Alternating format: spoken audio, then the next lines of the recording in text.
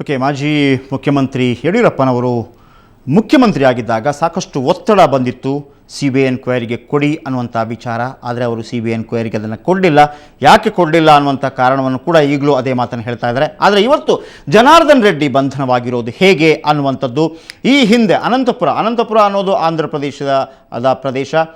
So ಅಲ್ಲಿ ಅಕ್ರಮ ಗಣಿಗಾರಿಕೆ ನಡೆಸಲಾಗ್ತಾ ಇದೆ ಅನ್ನುವಂಥ ಆರೋಪಕ್ಕೆ ಸಂಬಂಧಪಟ್ಟ ಹಾಗೆ ಆಂಧ್ರದ ವಿಧಾನಸಭೆಯಲ್ಲಿ ಟಿ ಡಿ ಪಿ ನಾಯಕ ಚಂದ್ರಬಾಬು ನಾಯ್ಡು ಸಾಕಷ್ಟು ಒಂದು ಒತ್ತಡವನ್ನು ತಂದಿದ್ದರು ರಾಜ್ಯ ಸರ್ಕಾರದ ಮೇಲೆ. ಆಗ ಕಾಂಗ್ರೆಸ್ ಮುಖ್ಯಮಂತ್ರಿ ಆಗಿದ್ದಂತಹ ರೋಸಯ್ಯ ಅವರು ಅದನ್ನು ಸಿ ಬಿ ಐಗೆ ಒಪ್ಪಿಸ್ತಾರೆ. ತದನಂತರ ಅದಕ್ಕೆ ಸ್ಟೇ ತರೋದಕ್ಕೆ ಜನಾರ್ದನ್ ರೆಡ್ಡಿ ಆ್ಯಂಡ್ ಟೀಮ್ ವಕೀಲರು ಸಫಲರಾಗ್ತಾರೆ ಹೈಕೋರ್ಟ್ನಿಂದ. ಆದರೆ ನಂತರ ಸುಪ್ರೀಂ ಕೋರ್ಟ್ನಲ್ಲಿ ಆ ತಡೆ ತೆರವುಗೊಳ್ಳುತ್ತೆ. ಅದಾದ ನಂತರ ಒಂದು ಇನ್ಕಮ್ ಟ್ಯಾಕ್ಸ್ ಆಫೀಸರ್ಸ್ ಅನಂತಪುರದಲ್ಲಿರುವಂತಹ ರೆಡ್ಡಿಗಳ ಏನೆಲ್ಲ ಸೊತ್ತುಗಳಿದೆ ಅದರ ಮೇಲೆ ಒಂದು ರೈಡ್ ಮಾಡ್ತಾರೆ, ಸಾಕಷ್ಟು ಮಾಹಿತಿಗಳನ್ನು ಕಲೆ ಹಾಕ್ತಾರೆ.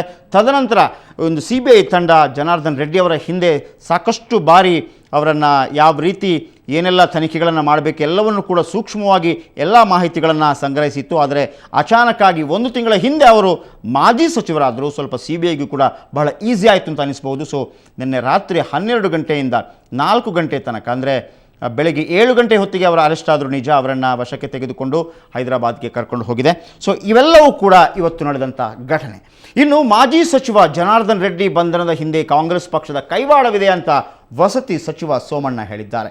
ಹಾಸನದಲ್ಲಿ ಮಾತನಾಡಿದ ಅವರು, ರೆಡ್ಡಿ ಸಹೋದರರ ಬೆಳವಣಿಗೆಯನ್ನು ಸಹಿಸದೆ ಕೆಲವರು ಷಡ್ಯಂತ್ರ ರೂಪಿಸಿ ಇಂತಹ ಬೆಳವಣಿಗೆಗೆ ಕಾರಣರಾಗಿದ್ದಾರೆ ಎಂದು ಆರೋಪಿಸಿದರು.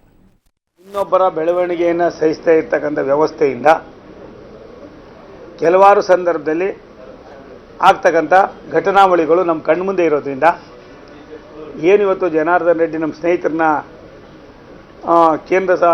ಇದು ಆಂಧ್ರ ಪ್ರದೇಶದ ಸರ್ಕಾರದ ಅಣಿತಿ ಮೇರೆಗೆ ಅವರನ್ನು ತಮ್ಮ ಜೊತೆ ಕರ್ಕೊಂಡೋಗಿದ್ದಾರೆ.